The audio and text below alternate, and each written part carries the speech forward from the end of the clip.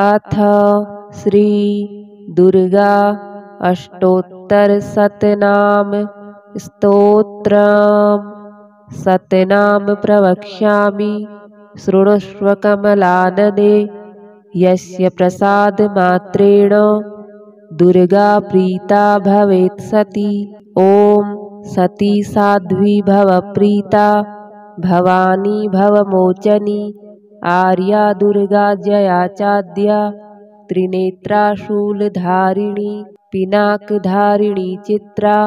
चंद्रघंटा महातपा मनोबुद्धिरहंकारा चित्तरूपा चिताचिती सर्वमंत्रमयी सत्ता सत्यानंदस्वरूपिणी अनंता भाविनी भाव्या भव्या भव्या सदा गतिः। शाम्भवी देवमाता च चिन्तारत्नप्रिया सदा सर्वविद्या दक्षकन्या दक्षयज्ञविनाशिनी अपर्णानेकवर्णा च पाटला पाटलावती पट्टाम्बरपरिधाना कलमञ्जीररञ्जिनी अमेयविक्रमा क्रूरा सुन्दरी सुरसुन्दरी वनदुर्गा च मातंगी मतंगमुनिपूजिता ब्राह्मी माहेश्वरी चैन्द्री कौमारी वैष्णवी तथा चामुण्डा चैव वाराही लक्ष्मीश्च पुरुषाकृतिः विमलोत्कर्षिणी ज्ञाना क्रिया नित्या च बुद्धिदा बहुला बहुलप्रेमा सर्ववाहनवाहना निशुम्भशुम्भहननी महिषासुरमर्दिनी मधुकैटभहन्त्री च चण्डमुण्डविनाशिनी सर्वासुरविनाशा च सर्वदानवघातिनी सर्वशास्त्रमयी सत्या सर्वास्त्रधारिणी तथा अनेकशस्त्रहस्ता च अनेकास्त्रस्य धारिणी कुमारी चैककन्या च कैशोरी युवती यतिः अप्रौढा चैव प्रौढा च वृद्धमाता बलप्रदा महोदरी मुक्तकेशी घोररूपा महाबला अग्निज्वाला रौद्रमुखी कालरात्रिस्तपस्विनी नारायणी भद्रकाली विष्णुमाया जलोदरी शिवदूती कराली च अनंता परमेश्वरी कात्यायनी च सावित्री प्रत्यक्षा ब्रह्मवादिनी यैदं प्रपठे नित्यं दुर्गा नाम शताष्टकं नासाध्यं विद्यते देवी त्रिषु लोकेषु पार्वती धनं धान्यं श्रुतं जायां हयं हस्तिनमेव च चतुर्वर्गं तथा चान्ते लभेन्मुक्तिं च शाश्वतीं कुमारीं पूजयित्वा तु ध्यात्वा देवीं सुरेश्वरीं पूजयेत् परया भक्त्या पठेन्नाम शताष्टकं तस्य सिद्धिर्भवेद्देवी सर्वैः सुरवरैरपि राजानो दासतां यान्ति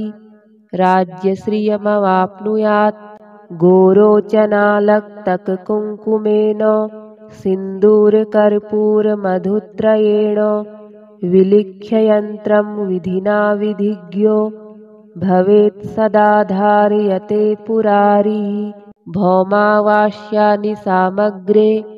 चन्द्रे शतभिषां गते विलिख्य प्रपठेत् स्तोत्रं सो भवेत् सम्पदां पदम्। शतनाम प्रवक्ष्यामि शृणुष्व कमलानने। यस्य प्रसादमात्रेण दुर्गा प्रीता भवेत् सती। ॐ सती साध्वी भव प्रीता भवानी भवमोचनी। आर्या दुर्गा जया चाद्या त्रिनेत्रा शूलधारिणी पिनाकधारिणी चित्रा चंद्रघंटा महातपा मनोबुद्धिरहंकारा चित्तरूपा चिताचिती सर्वमंत्रमयी सत्ता सत्यानंदस्वरूपिणी अनन्ता भाविनी भाव्या भव्या भव्या सदा गतिः। शाम्भवी देवमाता च चिन्तारत्नप्रिया सदा सर्वविद्या दक्षकन्या दक्षयज्ञविनाशिनी अपर्णानेकवर्णा च पाटला पाटलावती पट्टाम्बरपरिधाना कलमञ्जीररञ्जिनी अमेयविक्रमा क्रूरा सुन्दरी सुरसुन्दरी वनदुर्गा च मातङ्गी मतङ्गमुनिपूजिता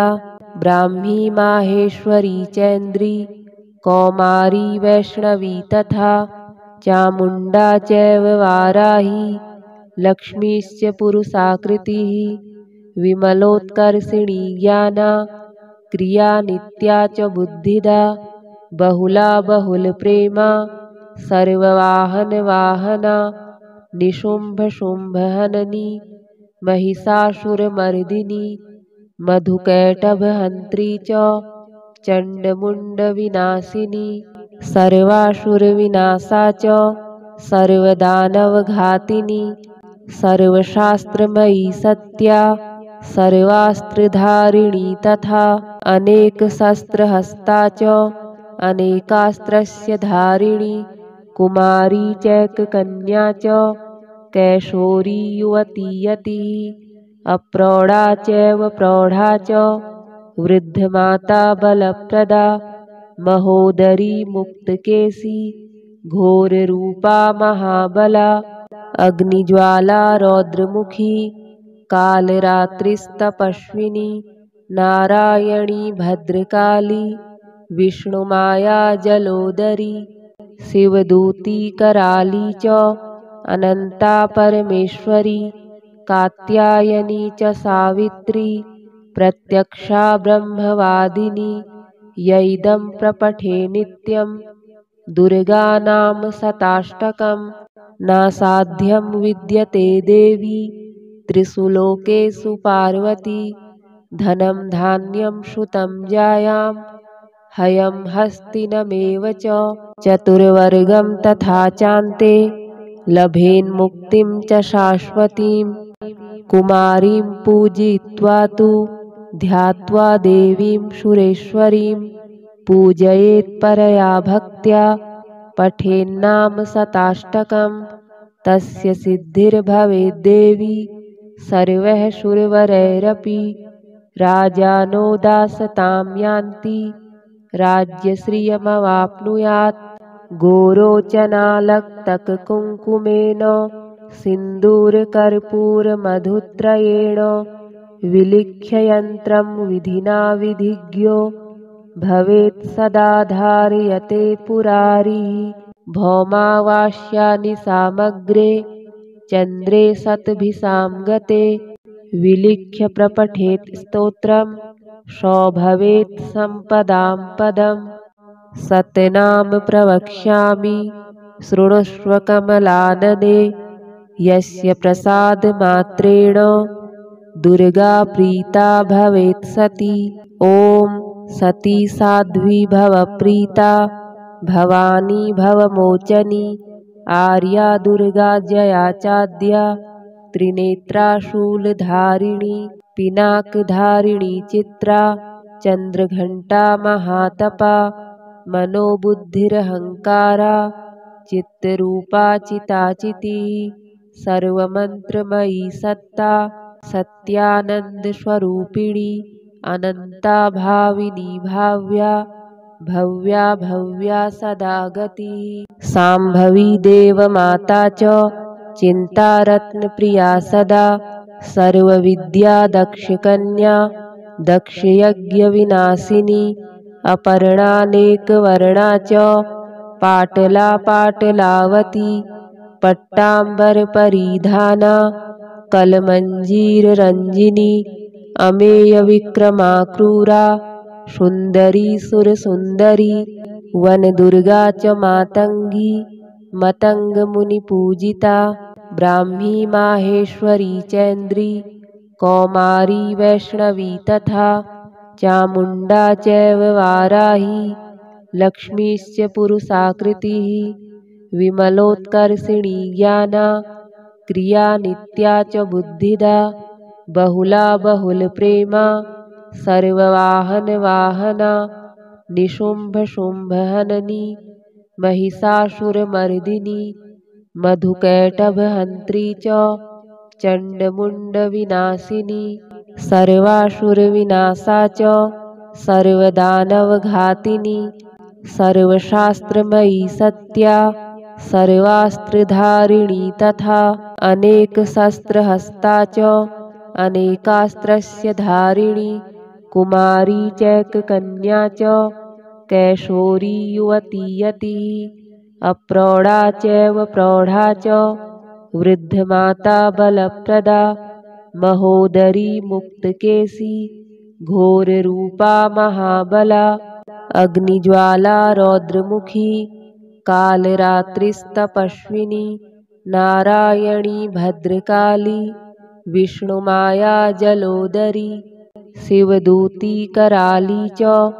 अनंता परमेश्वरी कात्यायनी च सावित्री प्रत्यक्षा ब्रह्मवादिनी यैदं प्रपठे नित्यं दुर्गा नाम शताष्टकं नासाध्यं विद्यते देवी त्रिषु लोकेषु पार्वती धनं धान्यं श्रुतं जायां हयं हस्तिनमेव च चतुर्वर्गं तथा चान्ते लभेन्मुक्तिं च शाश्वतीं कुमारीं पूजयित्वा तु ध्यात्वा देवीं सुरेश्वरीं पूजयेत् परया भक्त्या पठेन्नाम शताष्टकं तस्य सिद्धिर्भवेद्देवी सर्वैः सुरवरैरपि राजानो दासतां यान्ति राज्यश्रियमवाप्नुयात् गोरोचनालक्तककुङ्कुमेन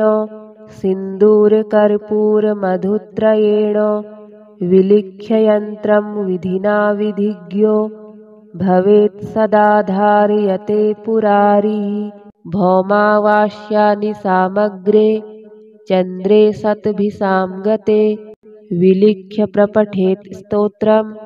सो भवेत् सम्पदां पदम् सत्यनाम प्रवक्ष्यामि शृणुष्व कमलानने यस्य प्रसादमात्रेण दुर्गा प्रीता भवेत् सती ॐ सती साध्वी भवप्रीता भवानी भवमोचनी आर्या दुर्गा जया चाद्या त्रिनेत्रा शूलधारिणी पिनाकधारिणी चित्रा चन्द्रघण्टा महातपा मनोबुद्धिरहङ्कारा चित्तरूपा चिताचितिः सर्वमन्त्रमयी सत्ता सत्यानन्दस्वरूपिणी अनन्ता भाविनी भाव्या भव्या भव्या सदा गतिः शाम्भवी देवमाता च चिन्तारत्नप्रिया सदा सर्वविद्या दक्षकन्या दक्षयज्ञविनाशिनी अपर्णानेकवर्णा च पाटला पाटलावती पट्टाम्बरपरिधाना कलमञ्जीररञ्जिनी अमेयविक्रमा क्रूरा सुन्दरी सुरसुन्दरी वनदुर्गा च मातङ्गी मतङ्गमुनिपूजिता ब्राह्मी माहेश्वरी चैन्द्री कौमारी वैष्णवी तथा चामुण्डा चैव वाराही लक्ष्मीश्च पुरुषाकृतिः विमलोत्कर्षिणी ज्ञाना क्रिया नित्या च बुद्धिदा बहुला बहुलप्रेमा सर्ववाहनवाहना निशुम्भशुम्भहननी महिषासुरमर्दिनी मधुकैटभहन्त्री च चण्डमुण्डविनाशिनी सर्वासुरविनाशा च सर्वदानवघातिनी सर्वशास्त्रमयी सत्या सर्वास्त्रधारिणी तथा अनेकशस्त्रहस्ता च अनेकास्त्रस्य धारिणी कुमारी चैककन्या च कैशोरी युवती यतिः अप्रौढा चैव प्रौढा च वृद्धमाता बलप्रदा महोदरी मुक्तकेशी घोररूपा महाबला अग्निज्वाला रौद्रमुखी कालरात्रिस्तपस्विनी नारायणी भद्रकाली विष्णुमाया जलोदरी शिवदूती कराली च अनंता परमेश्वरी कात्यायनी च सावित्री प्रत्यक्षा ब्रह्मवादिनी यैदं प्रपठे नित्यं दुर्गानाम शताष्टकं नासाध्यं विद्यते देवी त्रिषु लोकेषु पार्वती धनं धान्यं श्रुतं जायां हयं हस्तिनमेव च चतुर्वर्गं तथा चान्ते लभेन्मुक्तिं च शाश्वतीं कुमारीं पूजयित्वा तु ध्यात्वा देवीं सुरेश्वरीं पूजयेत् परया भक्त्या पठेन्नाम शताष्टकं तस्य सिद्धिर्भवेद्देवी सर्वैः सुरवरैरपि राजानो दासतां यान्ति राज्यश्रियमवाप्नुयात् गोरोचनालक्तककुङ्कुमेन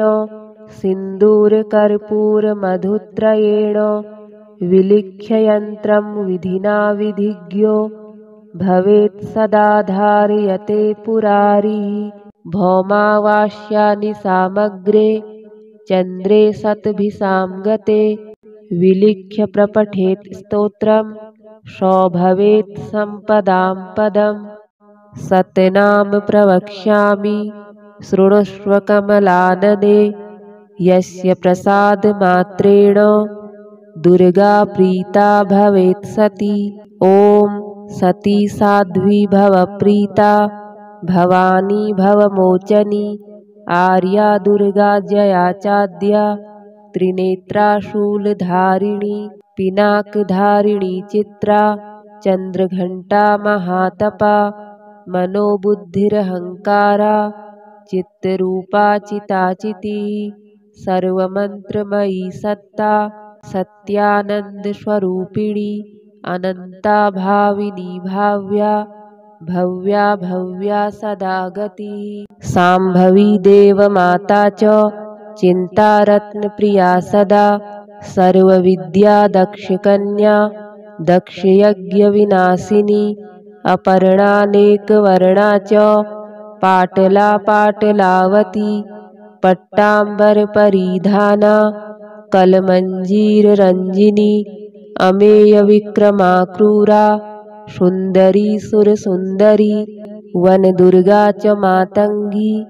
मतङ्गमुनिपूजिता ब्राह्मी माहेश्वरी चैन्द्री कौमारी वैष्णवी तथा चामुण्डा चैव वाराही लक्ष्मीश्च पुरुषाकृतिः विमलोत्कर्षिणी ज्ञाना क्रिया नित्या च बुद्धिदा बहुला बहुलप्रेमा सर्ववाहनवाहना निशुम्भशुम्भहननी महिषासुरमर्दिनी मधुकैटभहन्त्री च चण्डमुण्डविनाशिनी सर्वासुरविनाशा च सर्वदानवघातिनी सर्वशास्त्रमयी सत्या सर्वास्त्रधारिणी तथा अनेकशस्त्रहस्ता च अनेकास्त्रस्य धारिणी कुमारी चैककन्या च कैशोरी युवती यतिः अप्रौढा चैव प्रौढा च वृद्धमाता बलप्रदा महोदरी मुक्तकेशी घोररूपा महाबला अग्निज्वाला रौद्रमुखी कालरात्रिस्तपस्विनी नारायणी भद्रकाली विष्णुमाया जलोदरी शिवदूती कराली च अनंता परमेश्वरी कात्यायनी च सावित्री प्रत्यक्षा ब्रह्मवादिनी यैदं प्रपठे नित्यं दुर्गानाम शताष्टकं नासाध्यं विद्यते देवी त्रिषु लोकेषु पार्वती धनं धान्यं श्रुतं जायां हयं हस्तिनमेव च चतुर्वर्गं तथा चान्ते लभेन्मुक्तिं च शाश्वतीं। कुमारीं पूजयित्वा तु ध्यात्वा देवीं सुरेश्वरीं पूजयेत् परया भक्त्या पठेन्नाम शताष्टकम् तस्य सिद्धिर्भवेद्देवी सर्वैः सुरवरैरपि। राजानो दासतां यान्ति राज्यश्रियमवाप्नुयात्। गोरोचनालक्तककुङ्कुमेन सिन्दूरकर्पूरमधुत्रयेण विलिख्य यन्त्रं विधिना विधिज्ञो भवेत् सदा धारयते पुरारिः। भौमावास्यानि सामग्रे चन्द्रे शतभिसां गते विलिख्य प्रपठेत् स्तोत्रं सौभवेत् सम्पदां पदम्। सतनाम प्रवक्ष्यामि शृणुष्व कमलानने यस्य प्रसादमात्रेण दुर्गा प्रीता भवेत् सती। ॐ सती साध्वी भवप्रीता भवानी भवमोचनी आर्या दुर्गा जया चाद्या त्रिनेत्रा शूलधारिणी पिनाकधारिणी चित्रा चन्द्रघण्टा महातपा मनोबुद्धिरहङ्कारा चित्तरूपा चिताचितिः सर्वमन्त्रमयी सत्ता सत्यानन्दस्वरूपिणी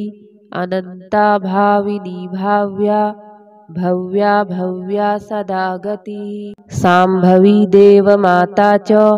चिन्तारत्नप्रिया सदा सर्वविद्या दक्षकन्या दक्षयज्ञविनाशिनी अपर्णानेकवर्णा च पाटला पाटलावती पट्टाम्बरपरिधाना कलमञ्जीररञ्जिनी अमेयविक्रमा क्रूरा सुन्दरी सुरसुन्दरी वनदुर्गा च मातङ्गी मतङ्गमुनिपूजिता ब्राह्मी माहेश्वरी चैन्द्री कौमारी वैष्णवी तथा चामुण्डा चैव वाराही लक्ष्मीश्च पुरुषाकृतिः विमलोत्कर्षिणी ज्ञाना क्रिया नित्या च बुद्धिदा बहुला बहुलप्रेमा सर्ववाहनवाहना निशुम्भशुम्भहननी महिषासुरमर्दिनी मधुकैटभहन्त्री च चण्डमुण्डविनाशिनी सर्वासुरविनाशा च सर्वदानवघातिनी सर्वशास्त्रमयी सत्या सर्वास्त्रधारिणी तथा अनेकशस्त्रहस्ता च अनेकास्त्रस्य धारिणी कुमारी चैककन्या च कैशोरी युवती यतिः अप्रौढा चैव प्रौढा च वृद्धमाता बलप्रदा महोदरी मुक्तकेशी घोररूपा महाबला अग्निज्वाला रौद्रमुखी कालरात्रिस्तपस्विनी नारायणी भद्रकाली विष्णुमाया जलोदरी शिवदूती कराली च अनन्ता परमेश्वरी कात्यायनी च सावित्री प्रत्यक्षा ब्रह्मवादिनी यैदं प्रपठे नित्यं दुर्गा नाम शताष्टकं नासाध्यं विद्यते देवी त्रिषु लोकेषु पार्वती धनं धान्यं श्रुतं जायां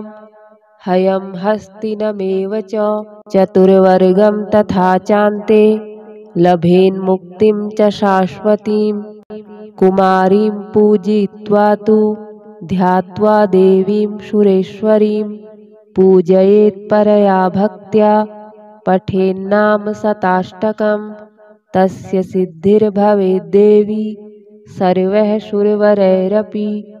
राजानो दासतां यान्ति राज्यश्रियमवाप्नुयात्। गोरोचनालक्तककुङ्कुमेन सिन्दूरकर्पूरमधुत्रयेण विलिख्य यन्त्रं विधिना विधिज्ञो भवेत् सदा धारयते पुरारिः। भौमावास्यानि सामग्रे चन्द्रे शतभिसां गते विलिख्य प्रपठेत् स्तोत्रं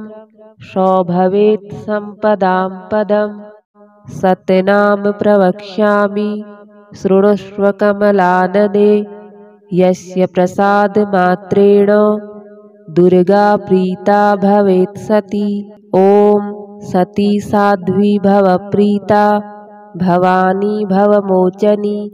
आर्या दुर्गा जया चाद्या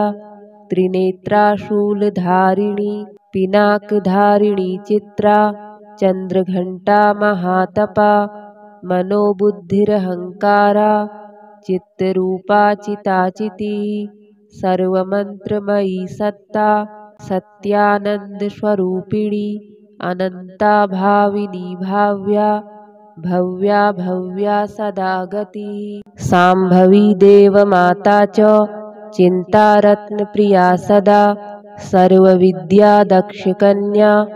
दक्षयज्ञविनाशिनी अपर्णानेकवर्णा च पाटला पाटलावती पट्टाम्बरपरिधाना कलमञ्जीररञ्जिनी अमेयविक्रमा क्रूरा सुन्दरी सुरसुन्दरी वनदुर्गा च मातङ्गी मतङ्गमुनिपूजिता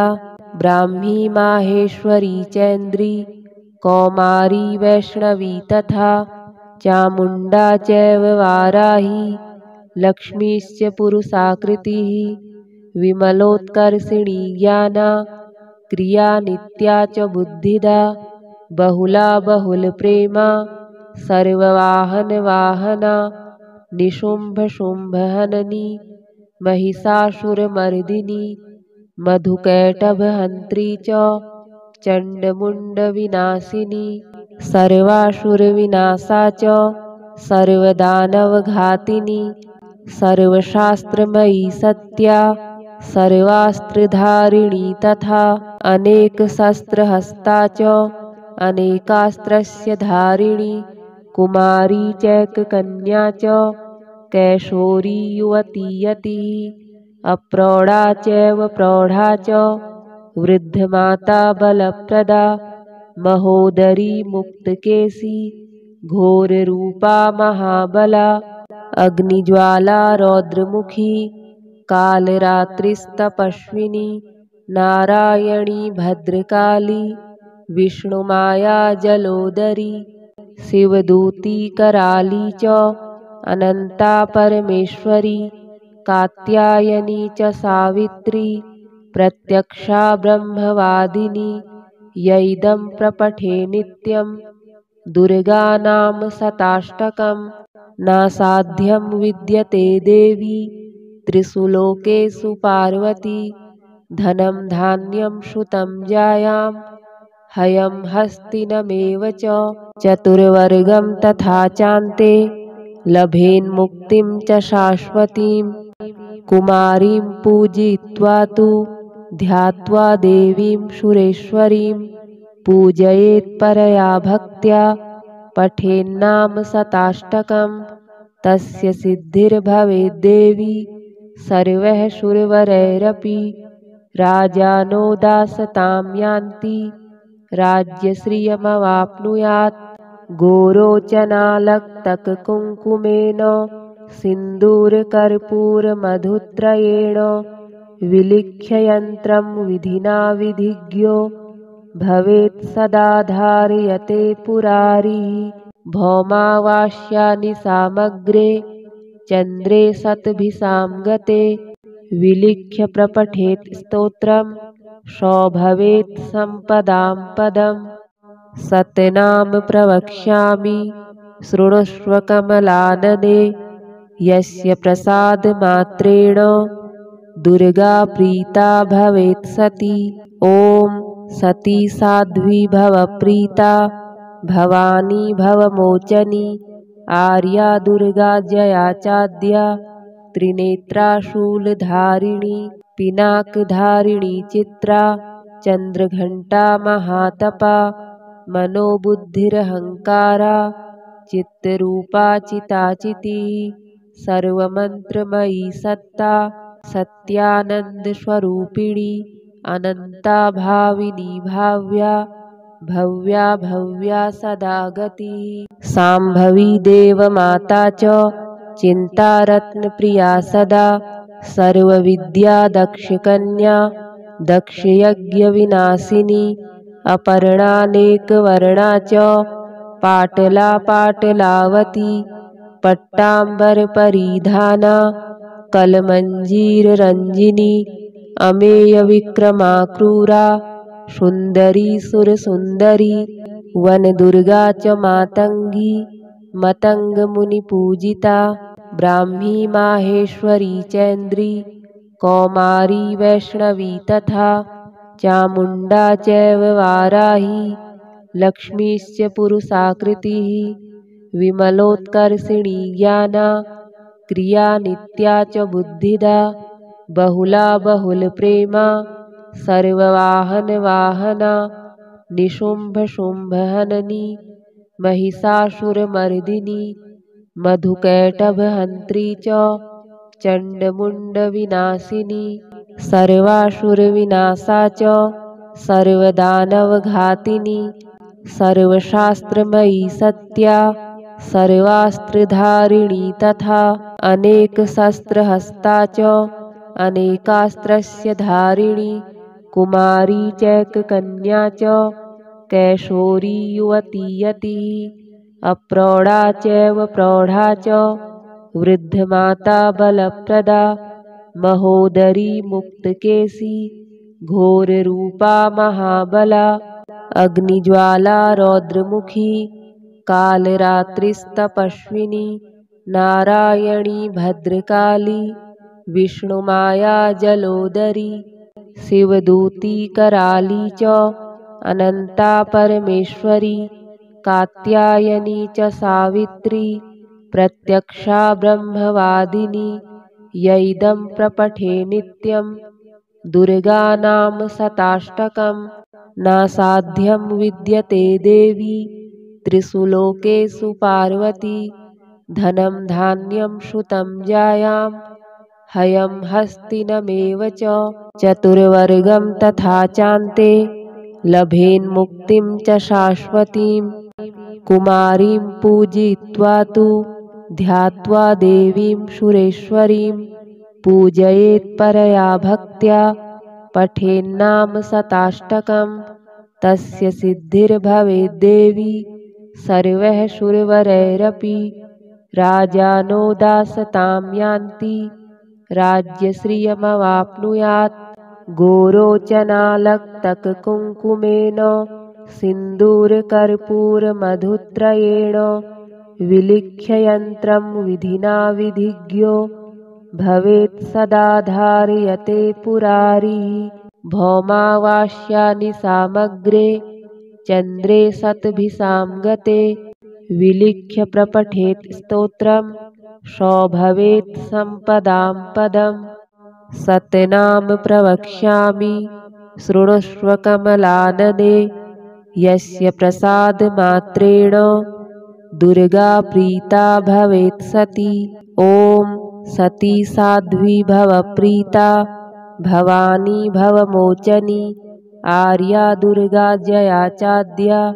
त्रिनेत्रा शूलधारिणी पिनाकधारिणी चित्रा चन्द्रघण्टा महातपा मनोबुद्धिरहङ्कारा चित्तरूपा चिताचितिः सर्वमन्त्रमयी सत्ता सत्यानन्दस्वरूपिणी अनन्ता भाविनी भाव्या भव्या भव्या सदा गतिः शाम्भवी देवमाता च चिन्तारत्नप्रिया सदा सर्वविद्या दक्षकन्या दक्षयज्ञविनाशिनी अपर्णानेकवर्णा च पाटला पाटलावती पट्टाम्बरपरिधाना कलमञ्जीररञ्जिनी अमेयविक्रमा क्रूरा सुन्दरी सुरसुन्दरी वनदुर्गा च मातङ्गी मतङ्गमुनिपूजिता ब्राह्मी माहेश्वरी चैन्द्री कौमारी वैष्णवी तथा चामुण्डा चैव वाराही लक्ष्मीश्च पुरुषाकृतिः विमलोत्कर्षिणी ज्ञाना क्रिया नित्या च बुद्धिदा बहुला बहुलप्रेमा सर्ववाहनवाहना निशुम्भशुम्भहननी महिषासुरमर्दिनी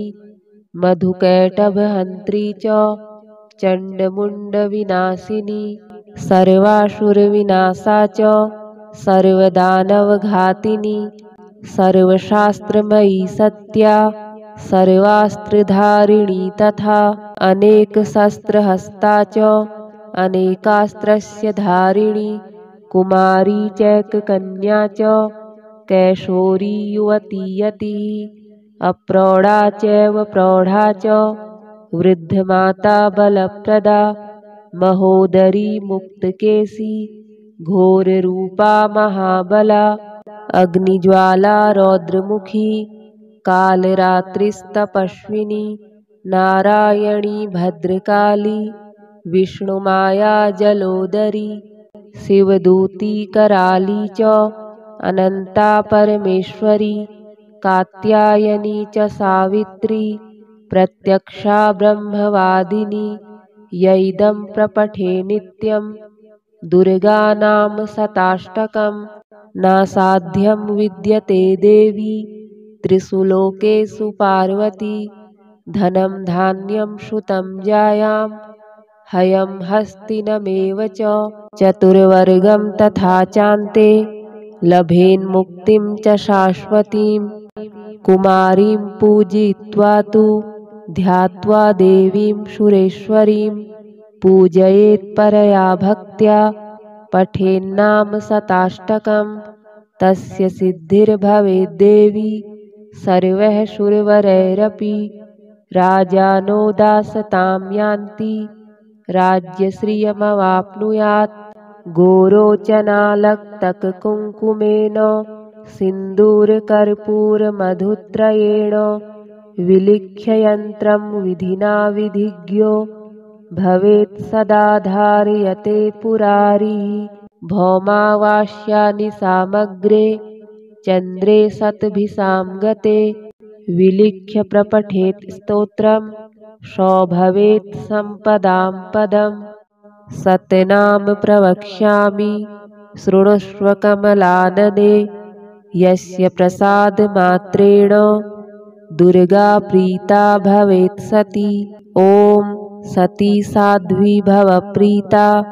भवानी भवमोचनी आर्या दुर्गा जया चाद्या त्रिनेत्रा शूलधारिणी पिनाकधारिणी चित्रा चन्द्रघण्टा महातपा मनोबुद्धिरहङ्कारा चित्तरूपा चिताचितिः सर्वमन्त्रमयी सत्ता सत्यानन्दस्वरूपिणी अनन्ता भाविनी भाव्या भव्या भव्या सदा गतिः शाम्भवी देवमाता च चिन्तारत्नप्रिया सदा सर्वविद्या दक्षकन्या दक्षयज्ञविनाशिनी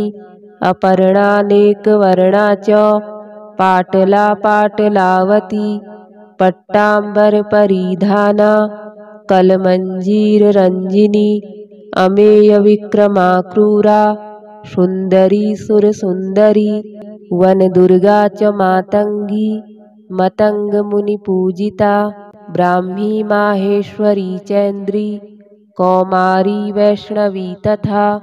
चामुण्डा चैव वाराही लक्ष्मीश्च पुरुषाकृतिः विमलोत्कर्षिणी ज्ञाना क्रिया नित्या च बुद्धिदा बहुला बहुलप्रेमा सर्ववाहनवाहना निशुम्भशुम्भहननी महिषासुरमर्दिनी मधुकैटभहन्त्री च चण्डमुण्डविनाशिनी सर्वासुरविनाशा च सर्वदानवघातिनी सर्वशास्त्रमयी सत्या सर्वास्त्रधारिणी तथा अनेकशस्त्रहस्ता च